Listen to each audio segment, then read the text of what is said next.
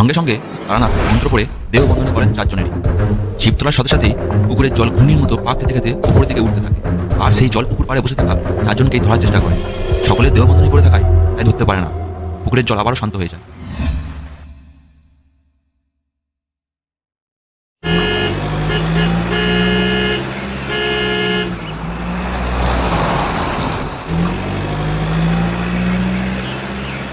কিশোরী আর বিভূতি মাঝে মাঝে আসে তাদের প্রিয় ঠাকুরমশাইয়ের বাড়ি গল্প শোনার জন্য।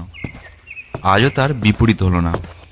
অফিস থেকে বেরিয়ে তাদের ঠাকুরমশাইয়ের বাড়ি যাওয়ার জন্য পা বাড়ালো।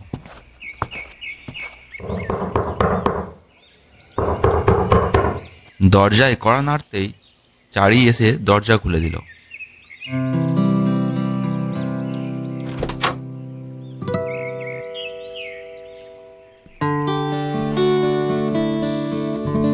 ঘরের ভিতরে প্রবেশ করলো কিশোরী আর বিভূতি।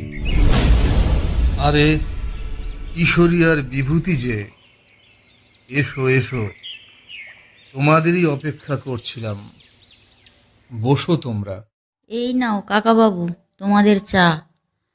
তোমাদের আওয়াজ শুনে আমি চা বসিয়েছিলাম।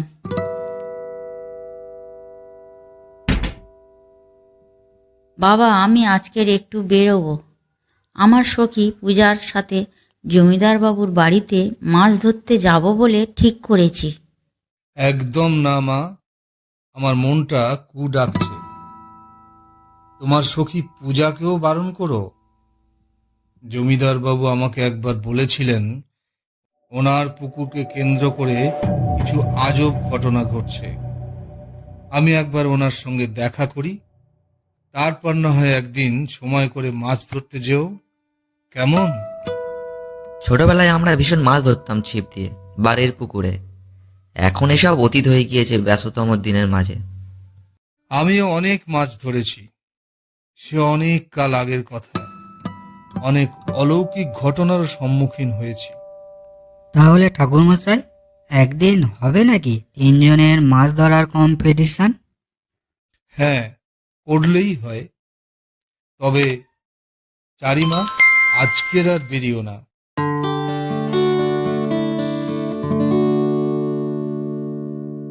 তা বিভূতি, কিশোরী যাবে নাকি আজকের একবার জমিদার বাবুর বাড়িতে?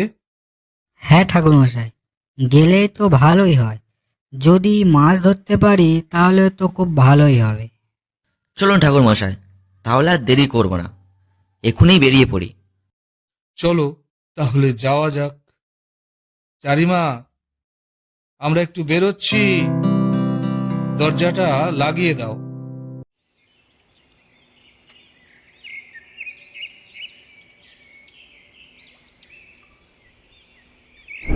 জমিদার বাবু বাড়িতে আছেন?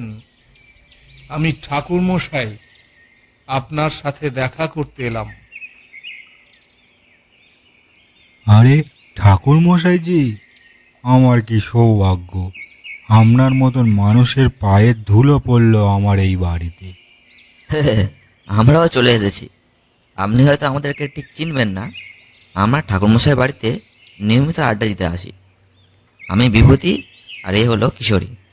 ঠাকুরমশাইয়ের সাথে আজকের হঠাৎই এই আপনার বাড়িতে চলে এলাম। খুব মাছ ধরার শখ হচ্ছে ছিপ দিয়ে, যদি অনুমতি দেন তো। আরে আরে ঠিক আছে ঠিক আছে, এটা কোনো ব্যাপার নয়। কিন্তু ব্যাপারটা হচ্ছে এই পুকুরকে কেন্দ্র করে খুব আজব ঘটনা ঘটছে।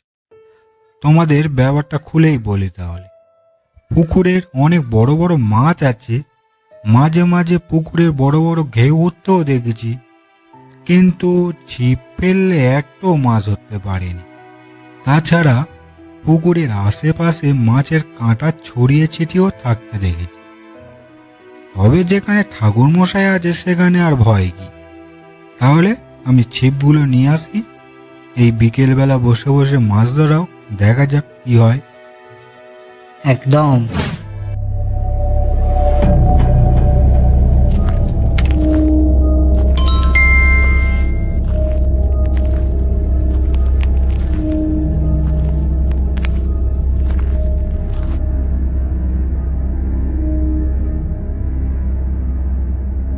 জমিদার বাবু, পুকুরের আশপাশটা আমার মোটেও ভালো লাগছে না, ভীষণ শান্ত। পুকুরের আশেপাশে বড় বড় মাছের কাঁটা পড়ে রয়েছে। আমার কিছু একটা অলক্ষণে ব্যাপার মনে হচ্ছে। আমারও সেটাই মনে হয় ঠাকুরমশাই, তাই তো আপনাকে সেই দিন ডেকেছিলাম। আপনি সঙ্গে থাকলে ভয় কিসের? এক নতুন অ্যাডভেঞ্চার হবে ঠাকুরমশাই, কি বলো কিশোরী? একদম। না জমিদার বাবু, মধুসুন্দরী দেবীর কৃপায় আমি কিছুটা হলেও অলৌকিক বুঝতে পারি। পুকুরের আশেপাশের পরিবেশ খুবই শান্ত কেন? এই বিকেলেও গাছে একটাও পাখি নেই, পুকুরেও কোনো মাছ ভেসে থাকতে দেখা যাচ্ছে না। চারদিকে শীতল ঠান্ডা পরিবেশ। ঠাকুরমশাই, আপনি থাকতে ভয় কি? চলুন আমরা সকলে বসে মাছ ধরারই চেষ্টা করি। এমন সময় বিভূতির ছিপে খুব জোরে টান পড়ে। সঙ্গে সঙ্গে বিভূতি বলে ওঠে, ঠাকুরমশাই, আমার মনে হয় আমার চিপে সব থেকে বড় মাছটাই উঠবে। টেনে তোলো বিভূতি, তাহলে তো ভালোই হয়। গরম গরম ভাত আর মাছ ভাজা বেশ জমবে, বলো?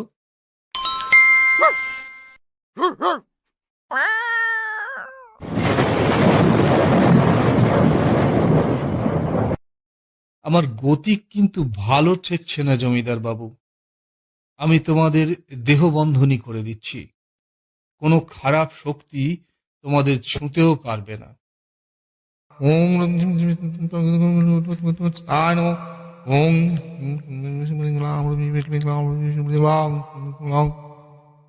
ওম হ্রিং ফট।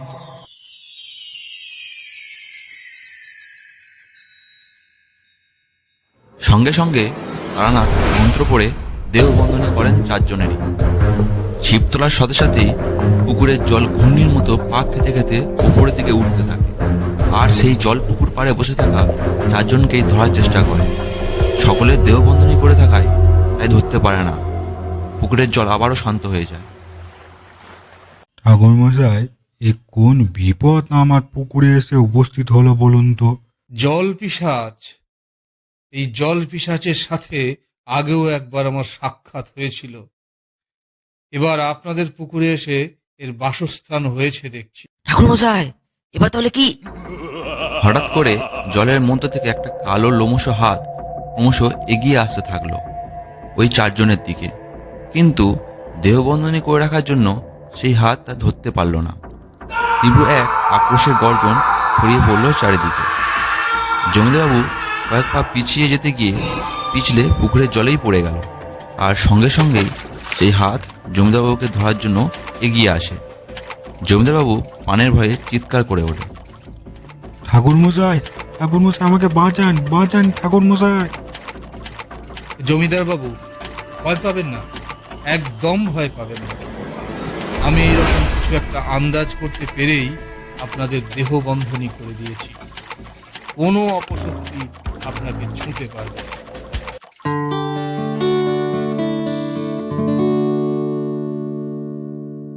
এখানে দাঁড়িয়ে থেকে কোনো লাভ হবে না। চলুন আমরা ভেতরে যাই।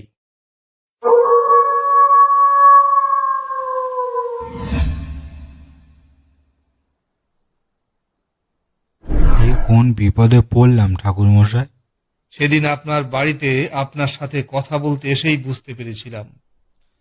অবিনাশবাবুর দিঘির জলে একবার এই জল পিশাচকে দেখেছিলাম বটে, আজ আবার আপনার বাড়ির পুকুরে দেখতে পাচ্ছি। ঠাকুরমশাই, এই বিপদ থেকে নিস্তার পাওয়ার উপায় কি আছে? সেবারে সর্ষে ফুলের মধু আর সর্ষের দানা দিয়ে ওই পিশাচকে তাড়ানো সম্ভব হয়েছিল। এবারেও আমার ওই সর্ষে ফুলের মধু আর সর্ষের দানা চাই।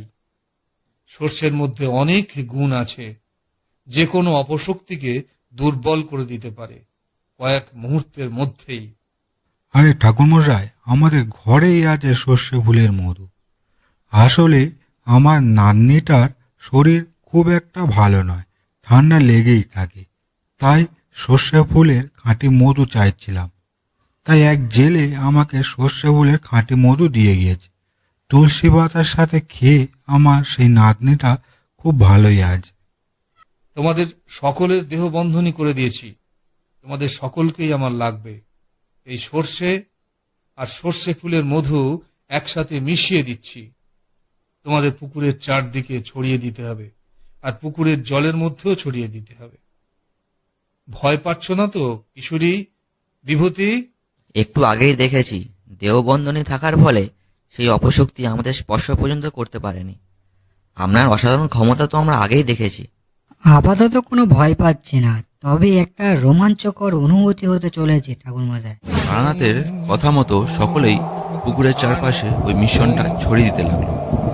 তার সাথে সাথে তারানাথ বিড়বিড় করে মন্ত্র পড়ে। হঠাৎ পুকুরের জল তোলপাড় করতে শুরু করলো। একটা কালো লোমশ হাত আর জলের ঘূর্ণি ক্রমশ উপরের দিকে উঠতে থাকে। এমন সময় ঠাকুরমশাই বলে উঠল, এবার সকলেই জলের মধ্যে ওই মিশ্রণটা দাও। আর দেরি করো না। পুকুরের জলে আর কালো লোমশ হাতের উপরে ওই মিশ্রণটা পড়ার সঙ্গে সঙ্গেই দাউ দাউ করে জ্বলে গেল হাতটা। যন্ত্রণায় ছটফট করতে লাগলো হাতটা। তীব্র যন্ত্রণায় আত্মচিৎকার চারিদিকে ছড়িয়ে পড়ল। কয়েকবার সেই হাত সকলের দিকে এগিয়ে গেলেও দেহবন্ধনী থাকার ফলে কাউকে স্পর্শ করতে পারে না। জলে যেন এক আলোড়ন চলছে। এই দৃশ্য থেকে কিশোরী, বিভূতি ও জমিদারবাবু অবাক হয়ে গেল। এবারে আর কোনো ভয় নেই। ওই জল পিশাচের শক্তির বিনাশ হয়েছে।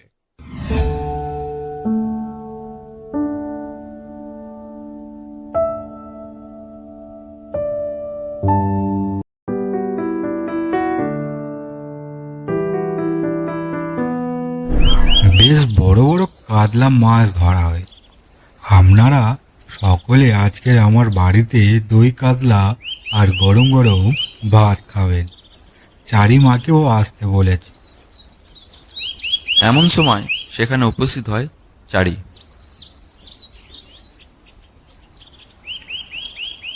বাবা, তোমরা সব মাছ ধরে নিলে, আমরা এবার কি মাছ ধরবো? আমার এই বড় পুকুরের যা মাছ আছে তা প্রত্যেক দিন ধরলেও তা শেষ হবে না চারিমা।